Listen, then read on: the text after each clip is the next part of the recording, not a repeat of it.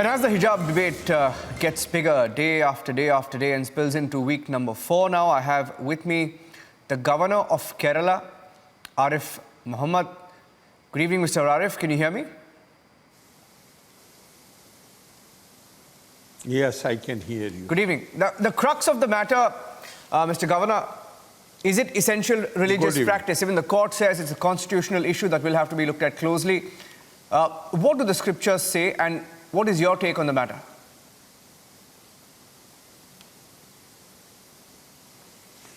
You know, when it comes to religion, my opinion, your opinion, anybody's opinion is not important. We should refer to the source. What religion itself says, what religion considers to be essential and intrinsic to the practice of religion. Let us look at that. In Islam, clearly it has been stated that there are 5 pillars, only 5 pillars. And the 5 pillars are the attestation, the declaration, you believe in one God, and you believe that Muhammad Sahab is the messenger of God. The second one is offering prayers at regular times.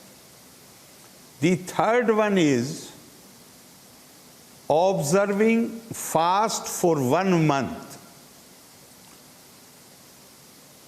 Fourth is charity, zakat, spending money on the poor. Quran does not even specify what amount is to be spent. But the tradition tells us, or the law as it has been framed by the later jurists, that 2.5% of your income. But if you look at the Quran, it clearly says, وَيَسْأَلُونَكَ مَاذَا يُنْفِقُونَ. People ask you how much to spend. قُلِ الْأَفْوَى. Anything and everything above your own requirements must be spent on the poor in the name of God. But that is not the law. The lawmakers later, they prescribe 2.5%. Not that is, but basic thing is, should not go into this question how much is to be given, but it has to be given. That is the 4th pillar. And the 5th pillar is not for every Muslim. It is only for those who have resources, who can afford it. It is for those that they should, once in lifetime, they are supposed to perform Hajj. Therefore, Quran itself does not, Islam itself has laid it down very clearly. What are the essential things? What is intrinsic? What is integral for the practice of the religion? Do I have a right to add one more pillar into it? Or take one of these out of the list of the 5? Why my opinion is important? My opinion is not important. The religion itself has laid down that these are the 5 pillars, the basic things. All other things are secondary. Now, Mr. Arif Muhammad Khan, see, and you've always... So, sir, you've always taken a pro-reformation stand, whether it's the Shabano case or triple talaq. And the way this debate is going, our investigation, first-hand accounts, students included, confirmed that hijabs were not allowed inside the classrooms for nearly 37 years in this particular school. Why do you think they're raising it now?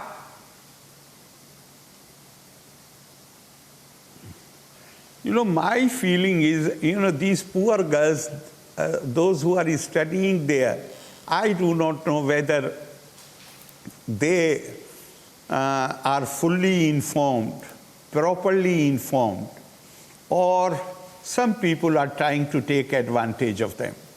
Because the term hijab has appeared in Quran 7 times. And nowhere on these seven places where it comes, it is not in the context of the dress which is to be worn by a woman. The hijab means curtain, because the time when Quran was revealed, Arabs hardly had wooden doors on their houses. They used to have curtains of the cloth. So it has been used in that manner. It is for separation, it is for seclusion. Nowhere it has anything to do with the dress of a woman. As far as the dress of the woman is concerned, there are two verses in the Holy Quran where it says that, it says, there is a word called khimar. Khimar is like this cloth. It may be larger, it may be smaller, like a scarf, like what we call in northern India, dupatta. So what Quran says is, wala yadribna bi khumurihinna ala juju bihinna. Yani, which means that this khimar which you use, this loose cloth which you use, put it on your outer garment. It does not even say on your bosoms. Yes, it has been interpreted, it has been translated that this scarf you should place on your chest. And in the second line again, they have said, why in the second verse, it has been used, they have been given this instruction, but there is a context to that. As you know, the medieval societies, they had two sections, free people and slave people. Now a slave girl is going to the market or is in the public place, some people used to consider it, there is no problem if you molest them. So in one case, when this incident happened with a girl of a respectable family and it provoked a fight, then Quran said that you should place it on your bosom so that you are differentiated, you are recognized, you are identified. Why you are identified? The concept of dress is not to obliterate the identity of the woman, but only those times to make a distinction between a free woman and a slave woman, so that nobody tries to misbehave with you. This is basically the purpose of religion, is to civilize the society. And that is the purpose for which I would say every religion, it basically tries to improve the morality, the ethical standards, create order in the society. And that, I feel that was the purpose why these verses of the whole religion, not just these verses. Then can I ask you, Mr. Arif Khan, who do you think engineered this issue? Why do you think it was engineered?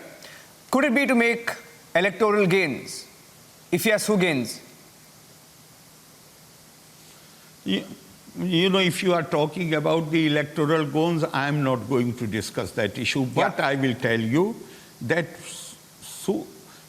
I will start, in fact, even before 1986, this situation was like this. But I will start with 1986. There were times after independence when some people, imitating the legacy of the Muslim League, they were very fond of claiming themselves, proclaiming that they are the spokesmen of the community. Community has never elected them.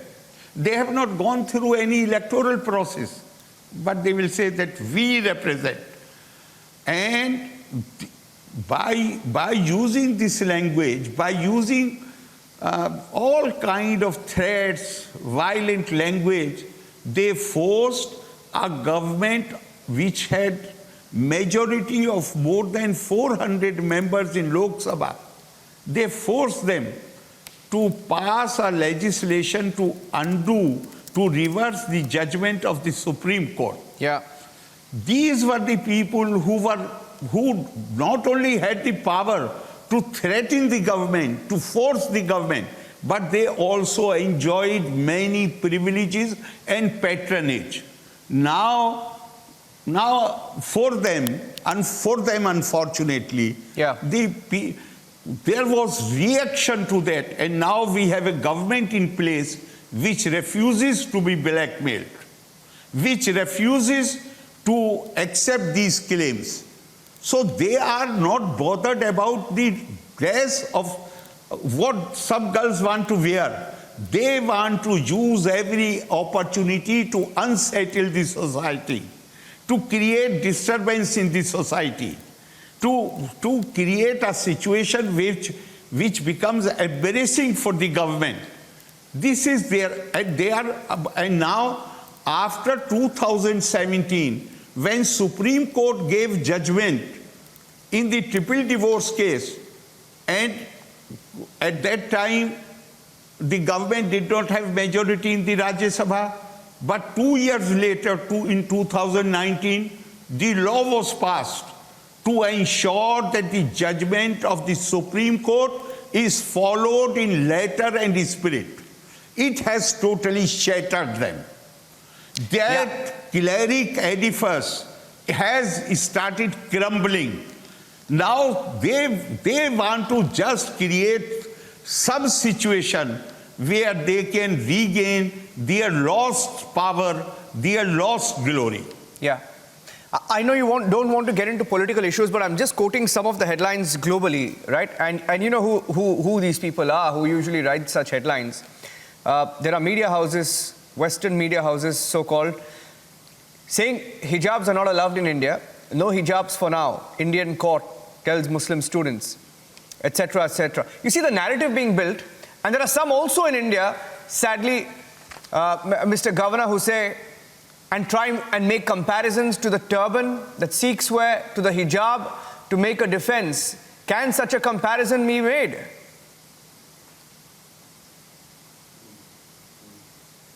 You know, first, no government has imposed any dress code, nor have they, any government, state government or the central government, nor have they banned wearing anything.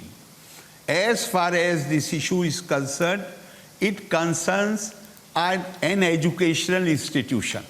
When you apply for admission in an educational institution and you sign the admission form, then you enter into a civil contract with that institution that we shall follow your discipline, which includes dress code.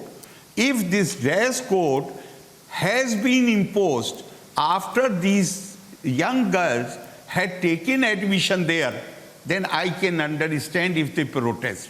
But if this has been enforced and they themselves last year, before last year, they were not using hijab, then, you know, one has to ask question that at whose instance they are doing this.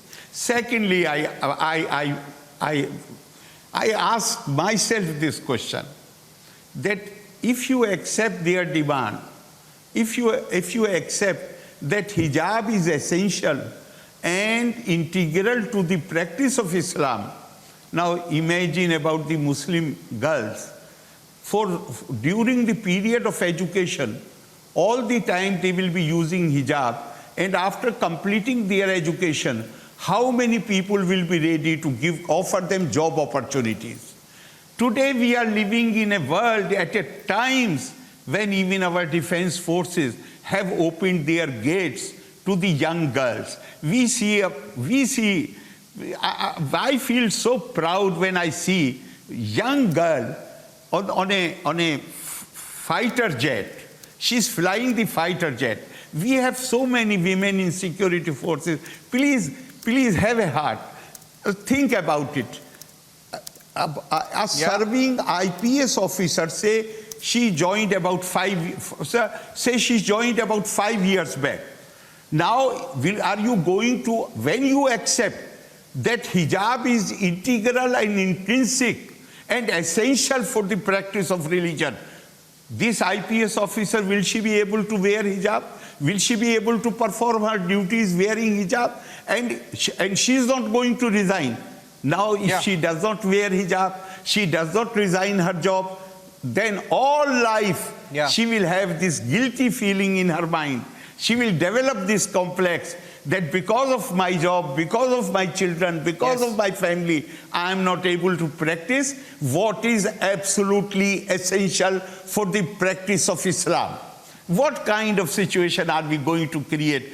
If these girls will lose job opportunities, then they will start losing interest in education. Think about the future generation. These educated mothers can bring a new generation who can shoulder the responsibilities of the nation. And you want the future generation to be looked after by mothers who lose interest in education? What are we doing? What are we demanding? What sort of... that is why I am saying this is not a controversy. This is a conspiracy to push back the Muslim women into inside the four walls of their homes. They want to push them back. They want to push them back into dark ages. Yes. I wanted to show you something, Mr. Arif Khan, and thank you for making that mention. And you spoke about the uniform, etc., and you put this record straight. I'm going to read out something for you. I have in my hand. This is one of the forms that was signed by one of the families of the students who were protesting, right? This is dated 8th of September 2020, and there are guidelines half in Kannada, half in English. I'll just read the guidelines in English. It says, I hereby accept that I will abide by the administrative/academic/examination rules of the department during my study in the college. It also says, I hereby accept that during my stay in college, I will maintain discipline and pay the damages caused by me. Point number 3, I hereby accept that I will ascertain the academic attendance progress of the student from time to time, etc., and pay the damages of any caused by the students. Signed by the mother/father/guardian, signature of the student also in place. So every student who got admission in that school had to abide by this. So, you know, when they come on TV debates, etc., and say, we have been fighting against this is against the Constitution, etc., I mean, what exactly are they talking about? And the way this debate is evolving, Mr. Arif Khan, and my last question to you, do you see a similar movement like the one we saw during triple talaq, only this time those asking for it, women included, may be divided on the issue of this hijab? No, I don't think. I think they have already... they have seen all these movements.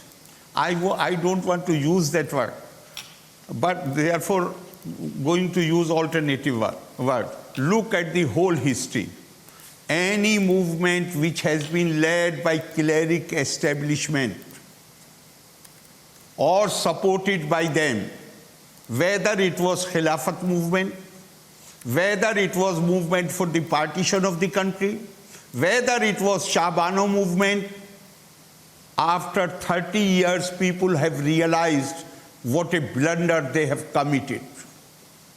How they have been lured into doing something which went against their own interest. And I think now enough, they have caused enough harm, enough damage. And I am certain that this is not going to last very long. In fact, I request you. Yes. I would like to make a request to you and to other channels through you. Go ahead, sir. Just make a small survey. Just make a small survey. Okay. And find out that all those so-called liberal people who are supporting this movement, their own daughters, where they are getting education, and whether their daughters, their sisters, are they making them wear hijab? You will find, I was so surprised that even those who are running Deoband and places like Nadwa, the cleric establishment, their daughters are receiving education in English institutions. Yes. Their daughters have migrated to America. Their daughters have migrated to Europe. So they have one recipe for themselves and another recipe for the common Muslim. Yeah, thank you for mentioning that. I request you to make this survey. No, I wanted to actually quote these people.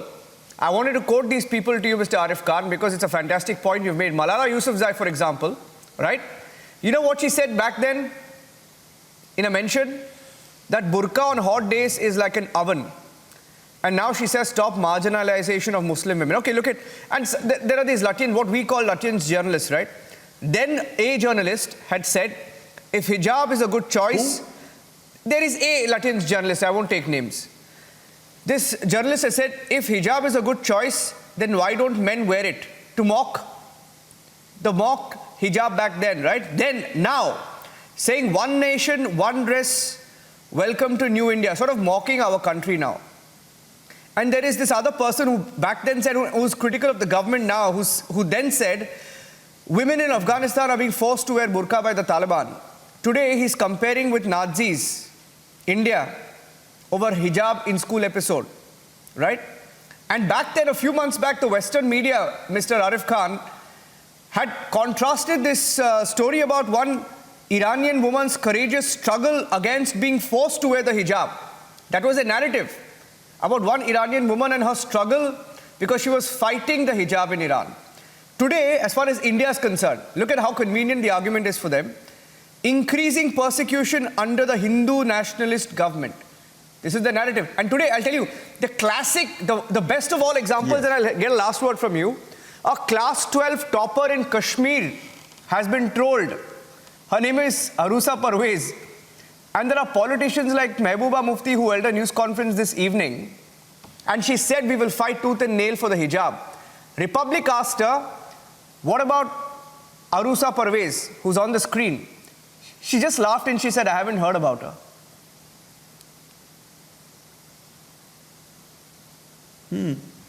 You can, I would say that don't give them, don't make these idiotic comments famous by quoting them. No need to quote them. As far as Malala is concerned, I would say, and there may be other people like her, who have really suffered. Maybe they are misinformed about it. But as far the other people, there it is our duty to inform them properly. What is the issue? We are not imposing any dress code. It is only educational requirement of educational institutions, requirement of the profession, requirement of the career. Anywhere in the world, you join an educational institution, you join a profession, then certain you sign, you enter into a contract that the discipline of the organization you will follow. But there are people whom you are quoting. They are, since last many years, they were also people who were getting lot of patronage, who were getting lot of privileges. And since they have been deprived of those privileges, they are so uncomfortable with the present dispensation that they want to use every opportunity to create instability in the society. And our duty is, instead of criticizing them, our duty is to remain vigilant, to do our duty, to inform the people, and to stand by. You know, for the first time, there is a government which refuses to be blackmailed, which refuses to pander to these things. They care, government cares for the citizen, not for blocks. Don't you feel disconcerted that in India, most of the time since independence, in public discourse, the focus has been on communities, not on individual citizens. Today, the focus is on individual citizen as it is spelled out in our constitution. Everybody and anybody is free to wear any dress they like. But if they are in an organization, they are in an educational institution, they are in a profession, then they need to follow the discipline of that educational institution and organization. Absolutely. I think, and that's why we decided to bring you live on Republic TV. Arif Mohammad Khan, the governor of Kerala, someone who bats for reformation, irrespective of the religion. Thank you for speaking to Republic TV, Mr. Arif Khan. Thank you very much. Thank you.